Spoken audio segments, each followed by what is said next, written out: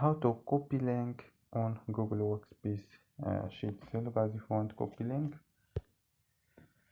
first step, go to application and click this object or this object or this object. So I will click this object, and here you can find copy link. So click copy link.